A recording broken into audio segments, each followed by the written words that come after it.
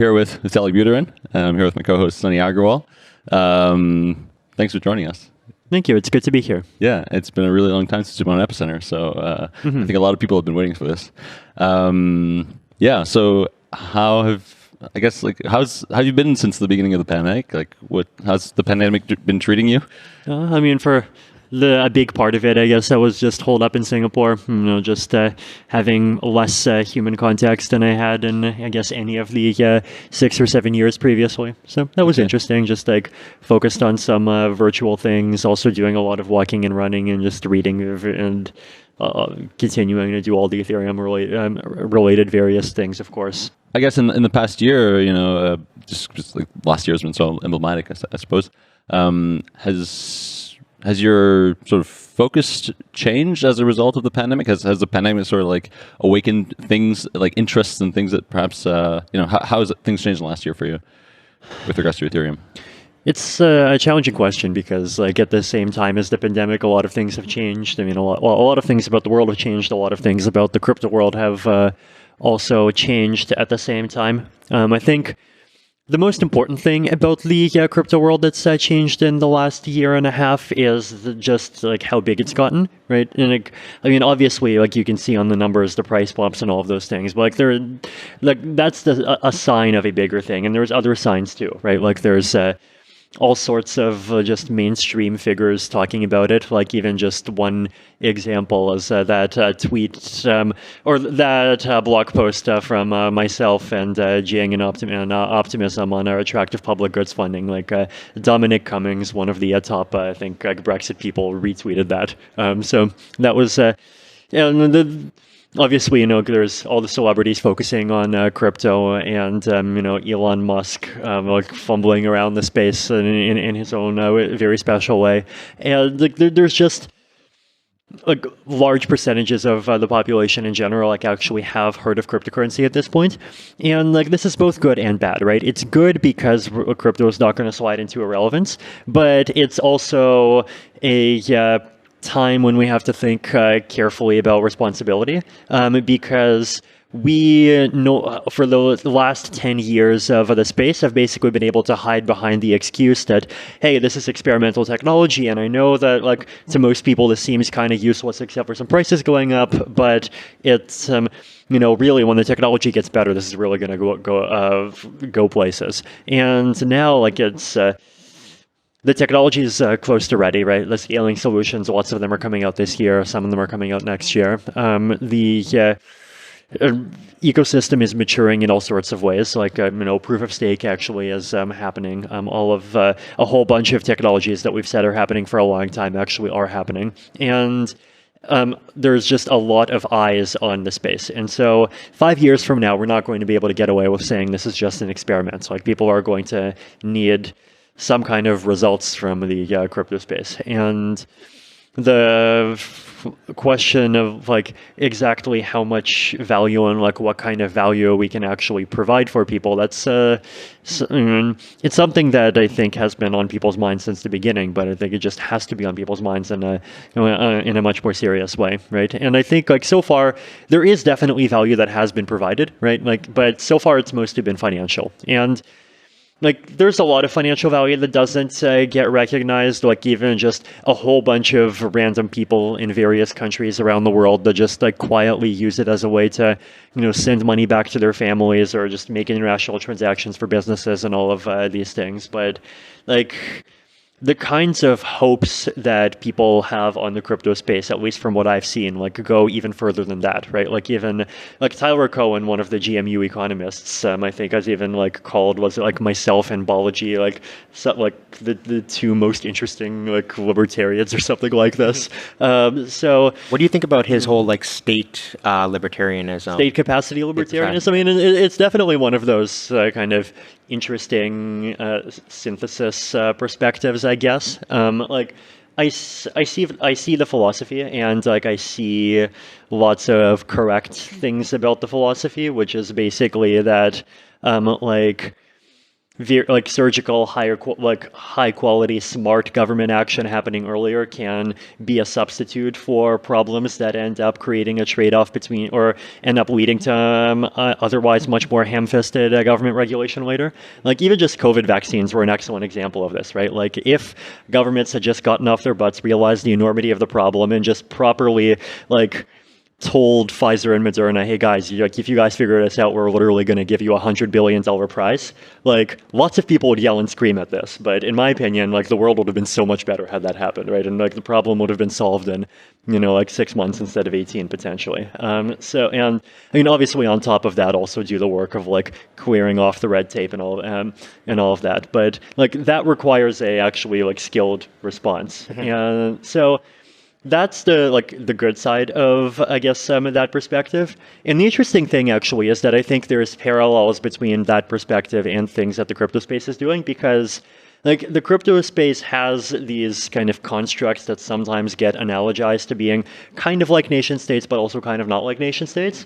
And they have these foundations that are kind of like governments, but they're also not like governments, right? Like they have a pool of funds that they can use to fund public goods, but they do not have the ability to like enforce and change rules in the blockchain. They can only propose things, and then people may or may not accept them. If you treat these like foundations as sort of these like public entities, right. Do you think that there's like currently in the space there's a lack of accountability or just like voice that the people of the communities have over their governments or these foundations? I think the challenge is that in the crypto space, we don't really know how to define or quantify membership, right? Like once you start talking about voice, then the question is who deserves to have that voice? And clearly the answer is not like everyone in the world to an equal extent, right? But then what is the answer? And it's a question that actually does like have a lot of meaning, right? Because if you go back to say the DAO fork and you remember some of the arguments around the DAO fork, right? Like one of the comments that I remember being made at the time was that people who were in favor of the DAO fork were arguing that people who were against the DAO fork at the beginning and then people who were in favor of ETC later on were just like shills coming in from the Bitcoin side, basically trying to either impose their foreign values on the Ethereum community, or worse, just like stir trouble and create chaos in the Ethereum community because that's good for Bitcoin. Now, my opinion is that like those kinds of perspectives tends to be overblown, and people tends to underappreciate that like even people within their own community tends to like don't align exactly on values to the extent that they think they do, but like even still, it would have been interesting if we had like a clearer way to know the answer, right?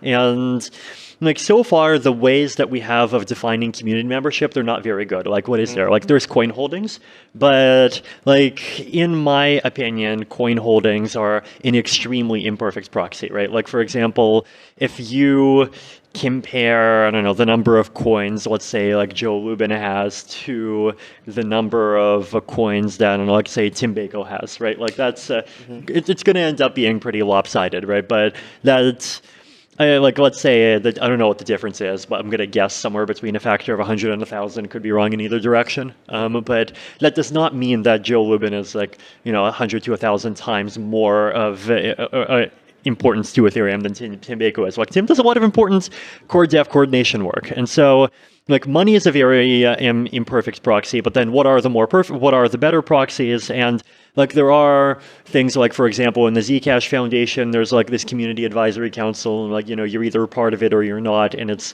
somewhat more of a kind of, I guess, technocratic design. There's obviously just foundations themselves that have kind of even more closed membership. So I think, yeah, exactly. Like I think my answer to this is that like I don't think there is a perfect solution, but I do think we need more thinking, more ideas, and more work on like better approaches. Like I think if we can just figure out like what is a sensible concept of membership, so we can figure out like what is like if we want and like who are we even trying to give representation to, then we've at least made the first step toward like figuring out what the actual problem is, right? And then like potentially governance is going to become easier, and like potentially there's a possibility that like it'll actually be kind of more responsive to the community's actual values. And going back to kind of state capacity libertarianism, like even by being more competent at the same time, be more respectful of the fundamental guarantees that the community wants to preserve. What are some of the most interesting like experiments that you're seeing right now in crypto of like new ways of defining membership? So aside from coins, I mean, what is there? Like there's just like, I guess, the 0 to 1 function where you get 1 if you put in the tiniest amount of effort, right? Like proof of humanity is one example. Like I think if you do Ethereum governance by proof of humanity vote, like it's not going to be great, but it's actually not going to be terrible either. Like you are still selecting for people who care at least a little bit about Ethereum. Now, in the long term, I mean, once like eventually you are going to get like hostile blockchain communities that start like registering identities and brigading. But for now, it's already an improvement. We actually had this in the Cosmos Hub launch. Like there was like the game of stakes thing, and we use like passports to like do it, and one validator actually just like basically got like a bunch of their community members to like submit passports, and they just Sybil attacked the game of stakes just to like show off that they could. But like right, yeah, it's also like philosophically interesting what the dividing line is between just a successful political campaign and a Sybil attack. Gitcoin Grants has had a lot of like deep philosophical debates about this as well, which is also fascinating. So there's that. If you want to get more granular, there's like Pope tokens, right? And with Pope tokens, you can have 1, but you can get 5 and you can get 10. And so there's like a greater ladder of kind of effort. The Gitcoin DAO is trying this interesting quadratic voting thing where your voting power is, I think, proportional to the square root of your token counts, which could be an interesting 50-50 compromise between coin quantity, but also being more egalitarian. What other things are there? There's obviously the whole kind of like apology thing of like basically proof of passing through education and getting some kind of proof that you're knowledgeable about some topic. There's a collection of ideas. Like I think the optimal mix is the result is just going to end up mixing a lot of them. Like we don't really know what that looks like yet, and we need to just keep trying more. So yesterday during your talk, you talked about DeFi, and I guess I don't know if lament is the right word, but you cautioned perhaps that the DeFi space was turning into something that is far too speculative and of financial nature, and it seems that you're hopeful that DeFi sort of at Ethereum comes back to its original vision of building useful and like utilitarian products, and like you said, the price of Ethereum should be a consequence of utility.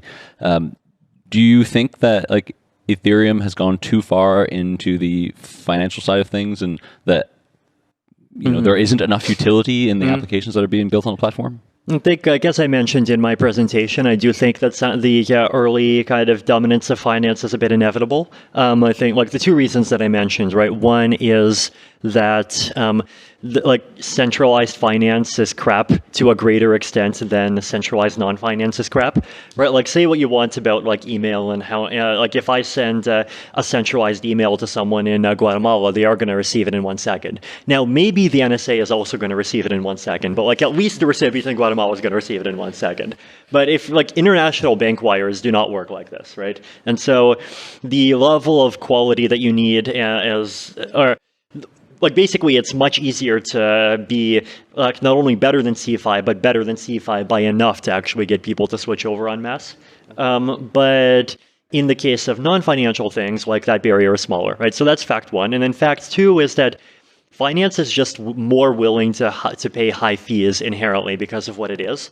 Right? Like you're willing to pay a $12.42 transaction fee to do some like fancy $5,000 Insta-Flash Aave thing, but like you're not going to be willing to make that much to follow someone on decentralized Twitter.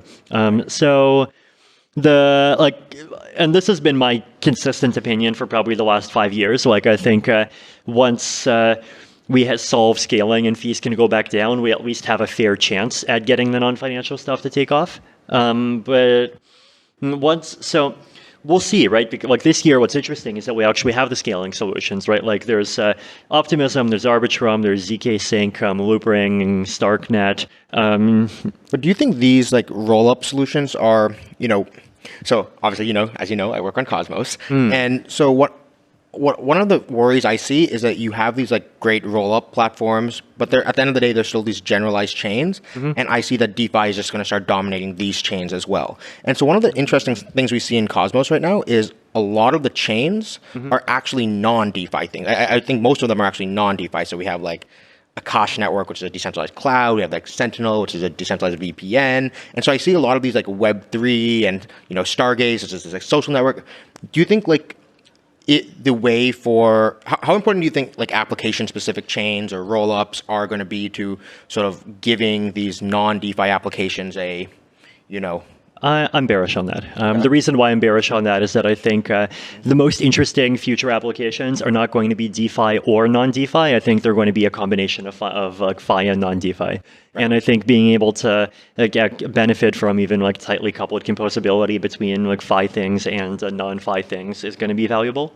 I think in terms of solving scalability problems, like I personally just think that like they're obviously any chain, if the fees are low, there's going to be certain kind of like use cases that just kind of like flow in there because they have to flow somewhere, right? Like if gas fees ever go down to like 10 Wei, then I'm just gonna like use the chain to store an encrypted backup of my hard drive. So like there's always going to be this kind of like user kind of cosmic microwave background radiation, and as long as the total level of scalability is high enough that the intersection of the supply with that cosmic microwave demand curve is like at a point that's low enough, then like whatever people want to do is going to be affordable. And like the nice thing about non-DeFi, I think, is that non-DeFi depends on synchronous composability less than DeFi does, and like it's still useful, but it depends on like especially even depends on synchrony less, right? Like you don't need 5 apps to talk to each other in one like atomic transaction, and so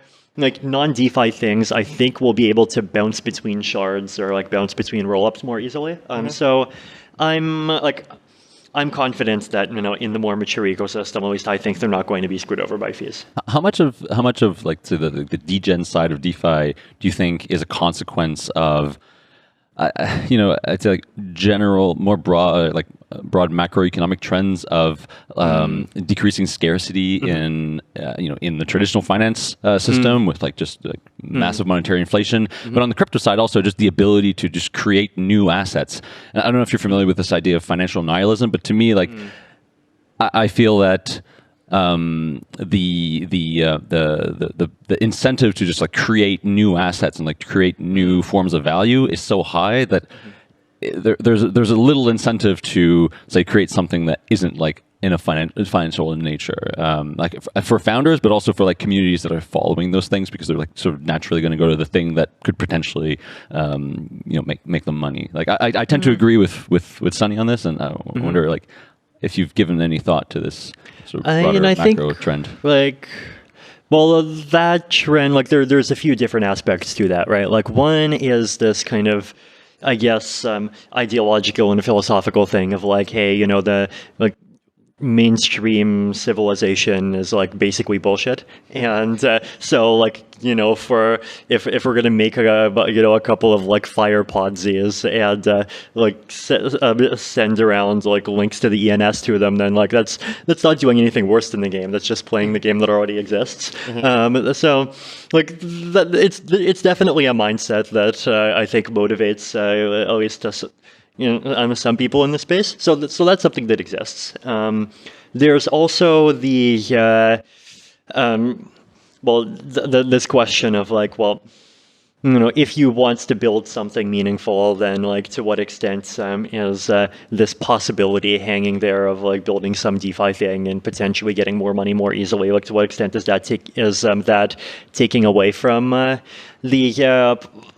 from your motivation to do that? I mean, I think my answer is short term, it definitely can. Long term, it won't. And I think part of the reason is like there's a common meme that that the crypto space is more productive in bear markets, and like I think it's true in my observation. It's true, and it's definitely true that in the short periods of time during which like there are these big bull cycles and everyone's just making $10,000 a day from just like sitting back on their chairs, like there's less motivation to do anything, but at the same time, like those phases are illusory, right? And you might think that you're earning $10,000 a day and that's a replacement for your job, but then when the bear cycle comes, you lose it all again, and then you're going to be sad you weren't actually doing anything substantive.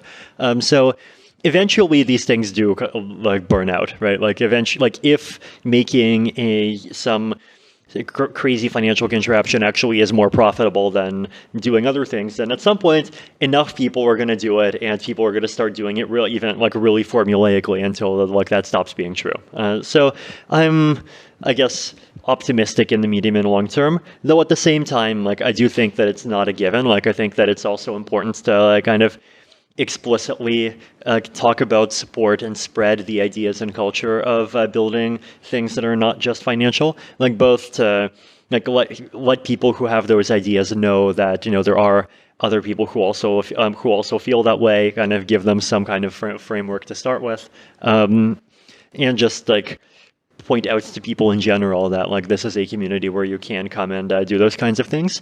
Like I think communities that don't do that, right, they're gonna end up just like degrading into being like financial whatevers, right? Like like Binance Smart Chain, it's not going to be the like a locus of like super meaningful like revamp social media to improve humanity type of projects. Do you think that this like degenification of everything? So you mentioned the talk yesterday about like, is the price the product? And that's not, we don't want that. But it seems like, I think what we saw with like the Wall Street bets stuff that happened earlier this year, where it's like this whole, the price is the product idea is spreading even, you have like meme coins, like for Dogecoin, maybe the price is the product. But like for stocks, there's supposed to be something that's more utility driven, but like, well, now GME is, the price is the product. Yeah. And do you think is there something in our culture that's like leading us this way, or did we just like pull the rug back, pull up the covers, and it turns out this has always been the case, and it's just more transparent now? Again, I guess gambling has been like a human cultural universal for thousands of years, right? But how do we the over gamblification of all things, like let's say there's a lot of really useful DeFi products that are like have like utility, and but I feel for a lot of them, the price is slowly starting to become the product rather than the actual product itself. Do you think that's a long-term property of the space, or do you think that's a property of the bull market? Because we have been into 2 years of a bull market now. Right.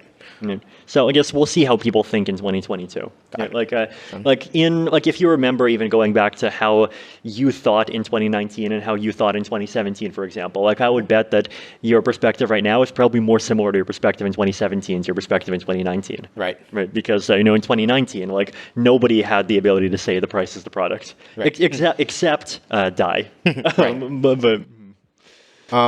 So I remember a little while ago you tweeted, I don't remember how long ago, but it was like you said like DeFi and like Bitcoin-esque stuff is solving the problems of the world in 2008, but those aren't necessarily the biggest problems of the world today. What would you say are the biggest problems of the world today that we should be thinking about?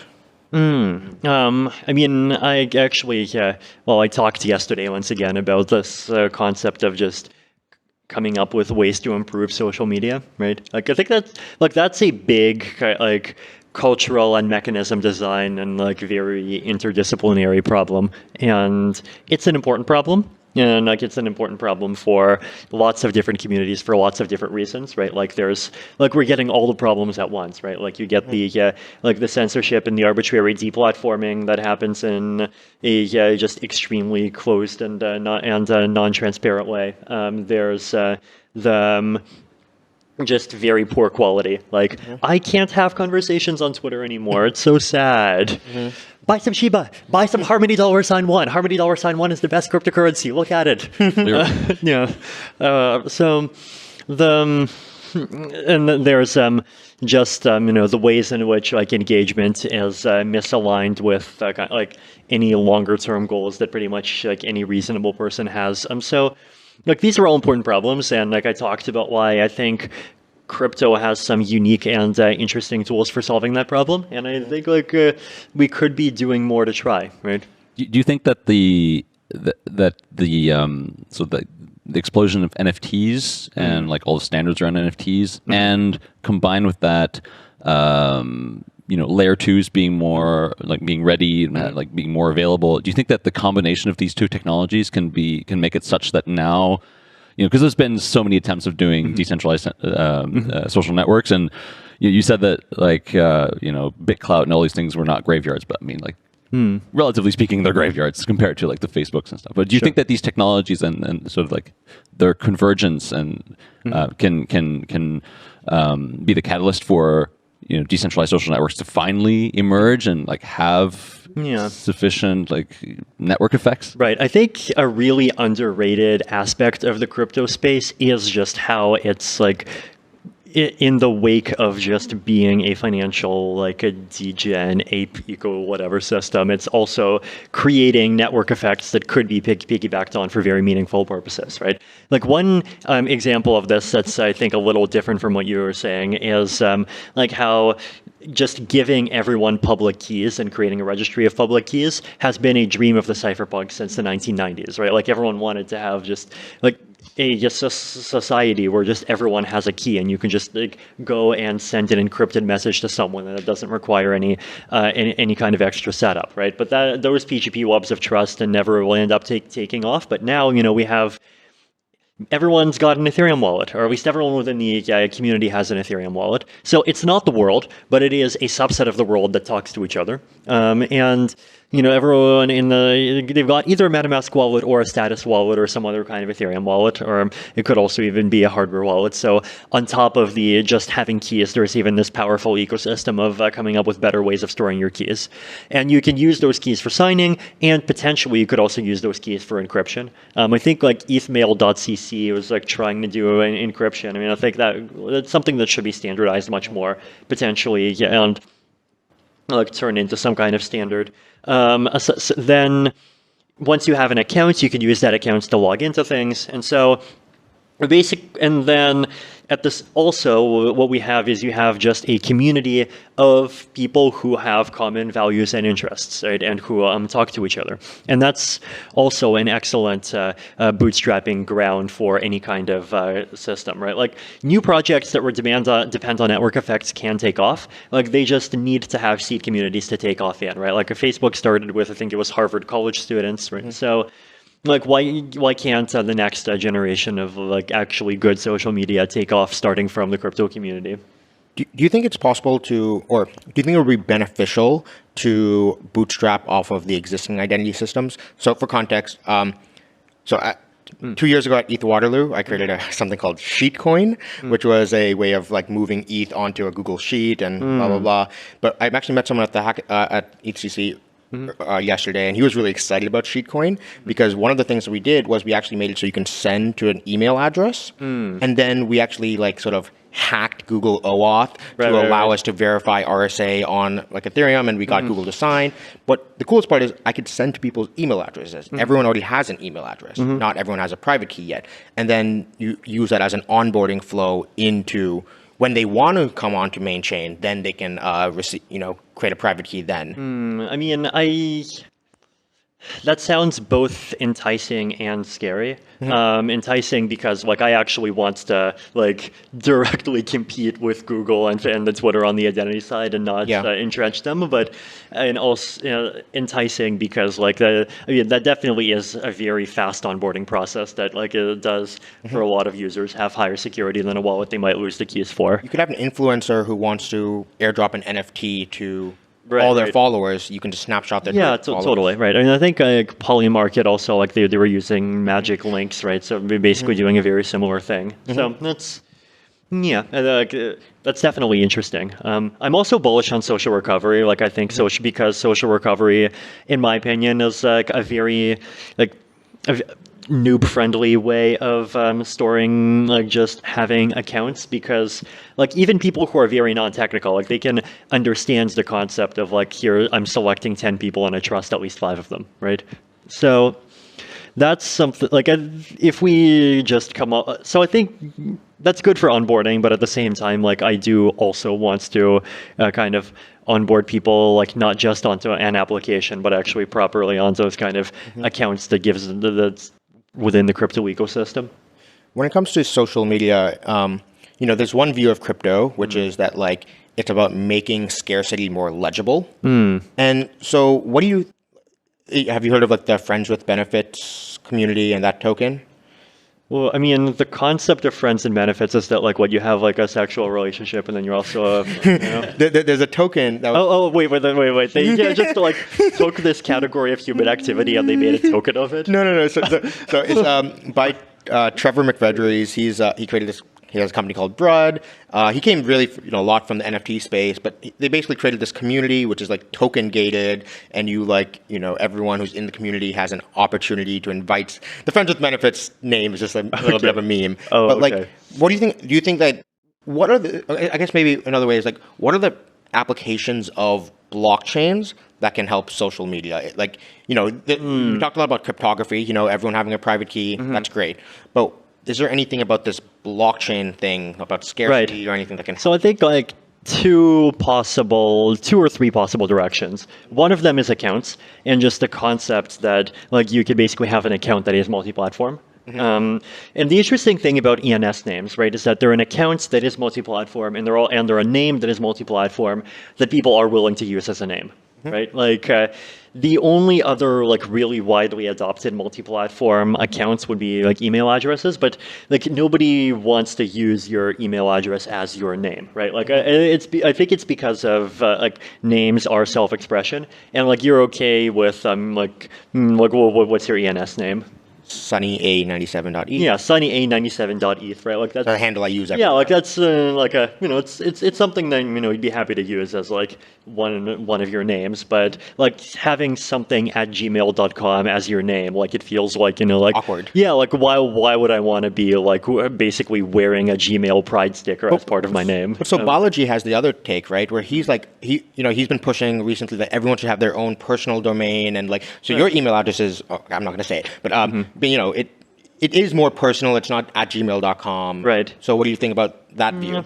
I mean, that's also possible, but like in practice so far, like there aren't really easy to use tools for that, and there isn't really a good incentive to make easier to use tools for that. Because like centralized people, they don't want to build tools, they want to build empires, right? And Web3 space is all about fewer empires and more tools. But there isn't a natural incentive to build a tool. The natural incentive is to build an empire so you can capture the network effect. So like there's the incentives to like actually build the tools to make it easier to work with having your own domain name like don't seem like they're there. Whereas with a crypto-based name, they are there, but to some extent, right? Because you have the crypto tokens and foundations and like grants and projects and all of these entities. But I guess this was a digression, right? Because like the names are only one aspect of where I think crypto is interesting, right? So identifiers that are like accounts that are also that also have nice names is one. Another is a lot of people thinking about improving social media are interested in this concept of a kind of content view separation, right? So there's like the content layer where anyone can just publish whatever content they want, and like maybe you can bundle in a bit of anti-spam, and like either it's on chain or it's on some Whisper-like network where if you have an identity you can send maximum n things every day. And then the views are interfaces that look at that information and show you some of it in some order. And if you want to have content view separation, which is really powerful because instead of different platforms totally being separate from each other, different views can still share most of the same network effects. But the content has to be on some credibly neutral ground. And like decentralized cryptographic networks are an excellent kind of cryptographically neutral ground. So that's number two. And then number three is incentives, right? Like I don't know exactly what is the correct way to incorporate incentives and crypto social media. I know that there's definitely like a lot of very wrong ways to do that, but I mean, I'm sure there's some like potentially correct and very powerful ways too. But if you want to do that, then like the blockchains have their own financial layer built in, which makes them once again like I think a really powerful ground for doing this sort of stuff. So those are the three areas where I see like why I see the crypto space as sort of naturally fit to do something. So during your talk, you also discussed retroactive public good funding, which is a concept that was new to me, and I thought it was really interesting. So, what is retroactive public good funding, and why do you think it's interesting? Sure. So the concept of retroactive public goods funding is basically that like, you would have some mechanism that decides like what projects are important and like what projects are good, and what projects deserve funding because they provide like value to a community, and it funds them. But the difference from a grants program is that a grants program is proactive, right? It's like it gives you $100,000 because you wrote up a plan for how you believe that you can use this $100,000 to do good things, and like here's some reasons why it's credible. But here it's giving grants after the fact to projects that have already shown some value. And this is coupled with basically like a prediction market through an investment ecosystem, right? So like one of the ways of doing this, obviously you could just as a solo developer develop something, like spend your own time, work for free, and then if you create something that's really valuable, then like after 2 years you get a big retroactive grant and it was all worth it. But what you could also do is you could you issue what I call project tokens, right? So you just create a project token for a project, and you could set up some allocation mechanism. Anyone who contributes to that project gets some project tokens. You could even sell some project tokens on Uniswap, and then the project tokens become tradable. And when you think about it, ETH was that, right? Like ETH was a project token for this world computer.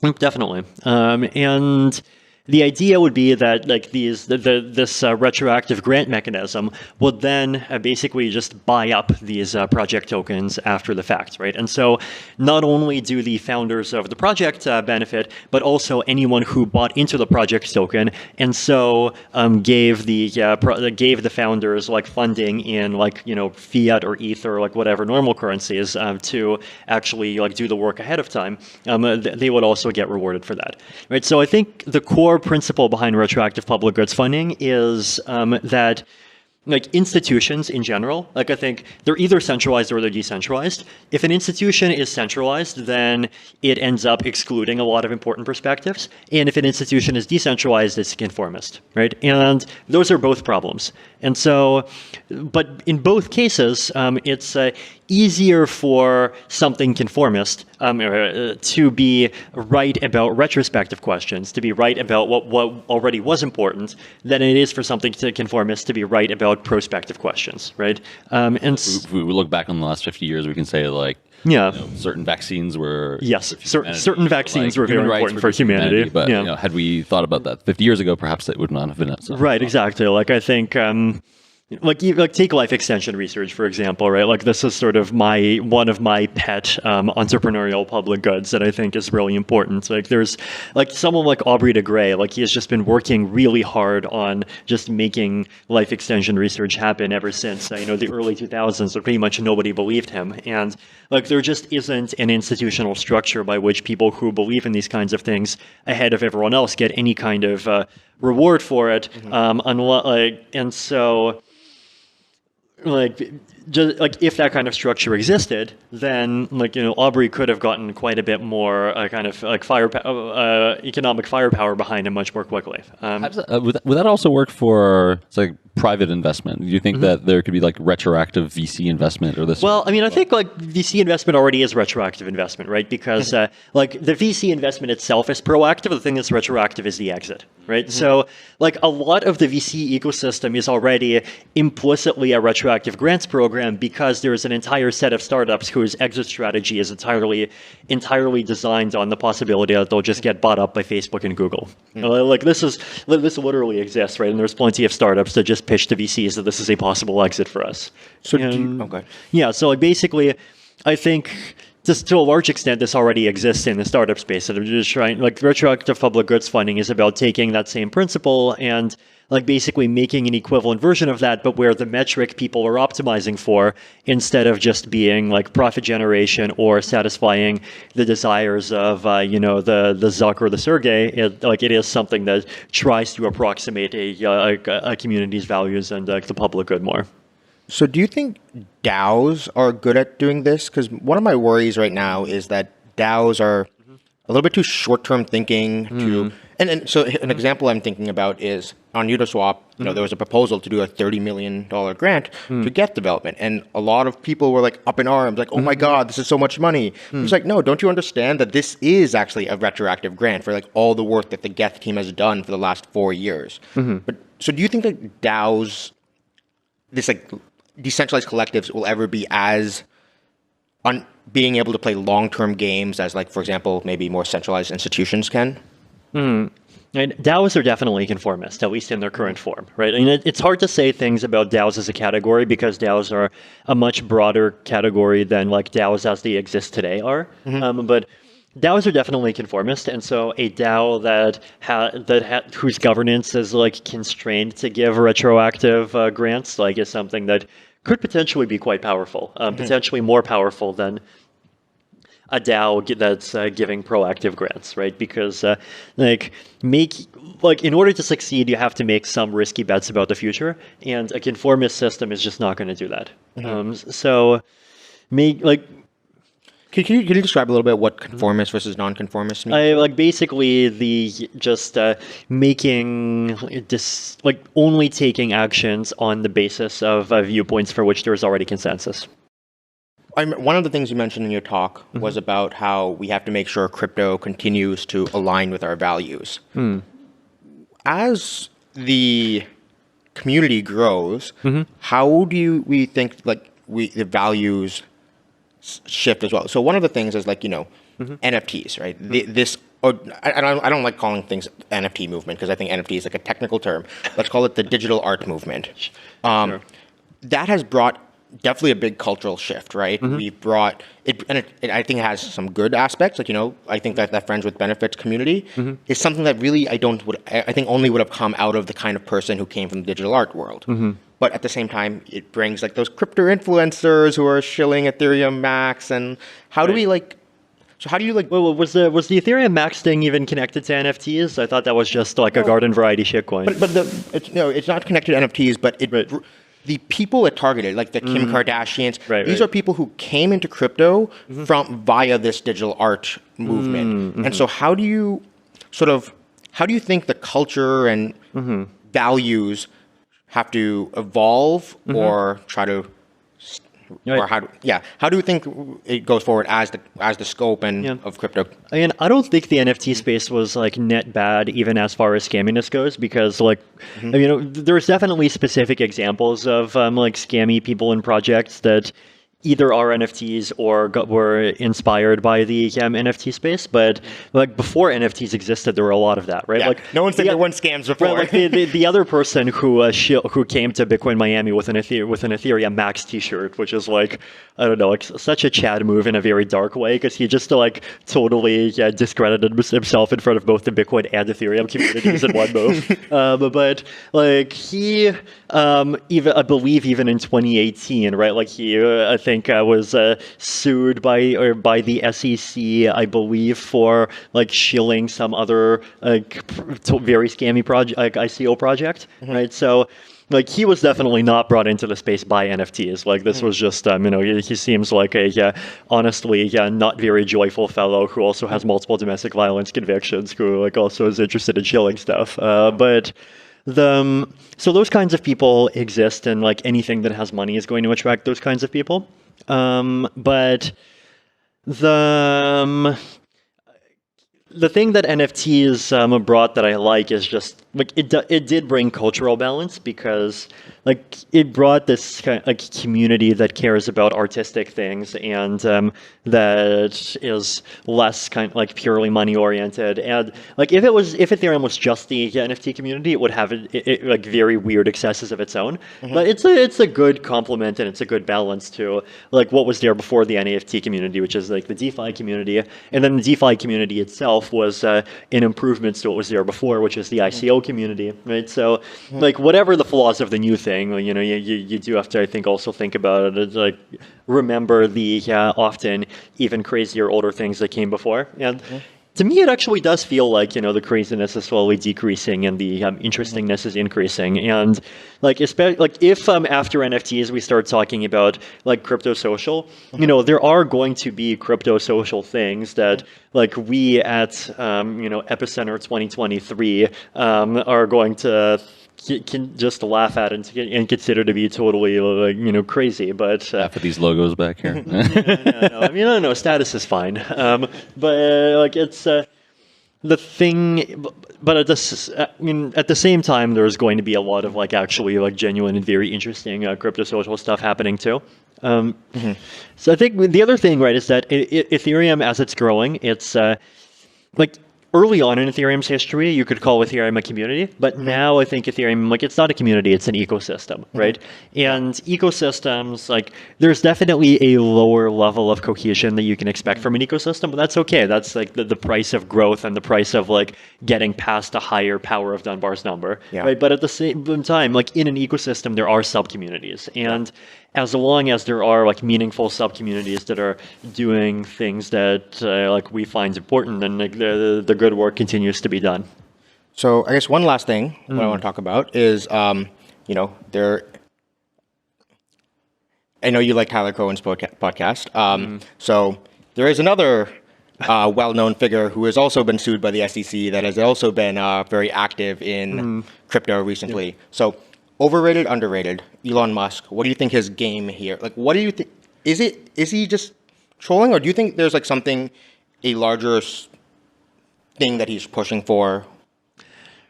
I think people overstate the extent to which he is like he has some really deep like scheming and thought behind the way that he is approaching crypto. Like, I think he's just like a fun computer geek who likes dogs. Okay. and like he's clearly attracted to some of the ideals and values behind crypto, and that's you know, that it's just something that he's excited on, and he is acting on that excitement, and I think that's a totally healthy thing to be doing.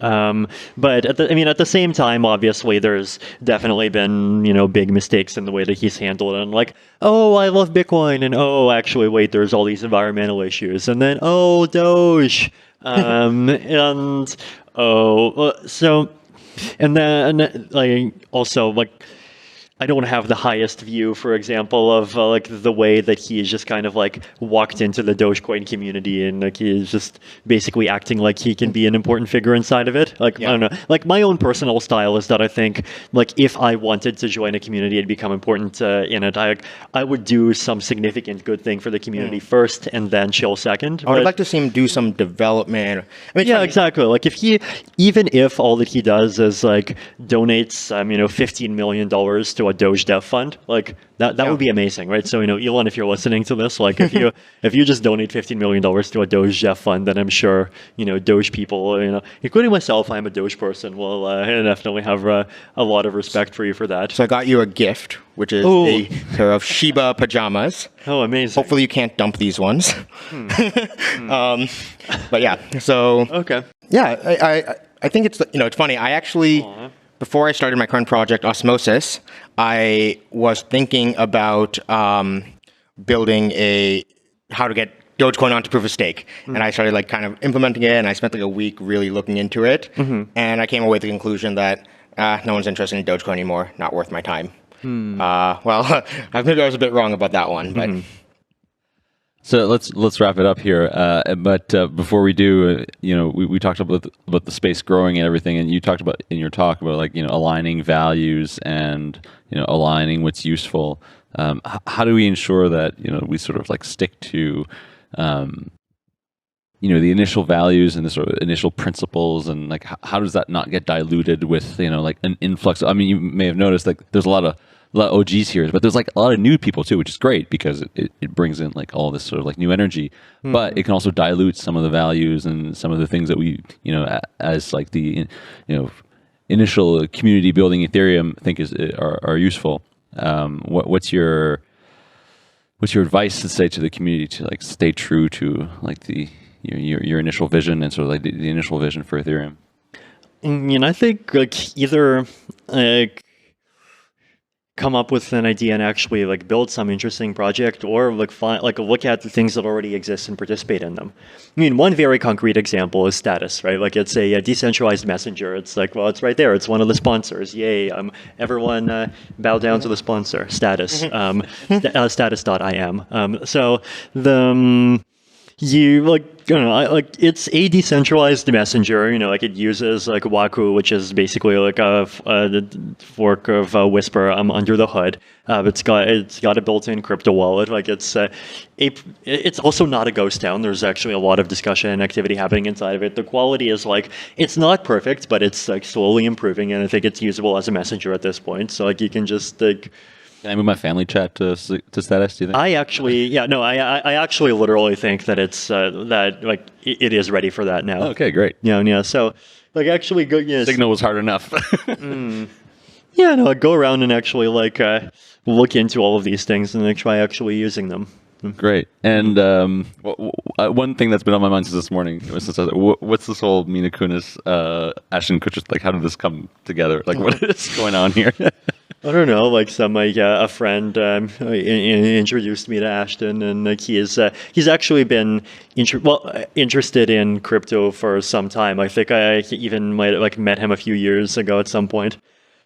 So he is, also interested in crypto things, and I mean he and Mila are also interested in NFTs, and they're just interested in kind of like finding their way around the space and making something meaningful out of it.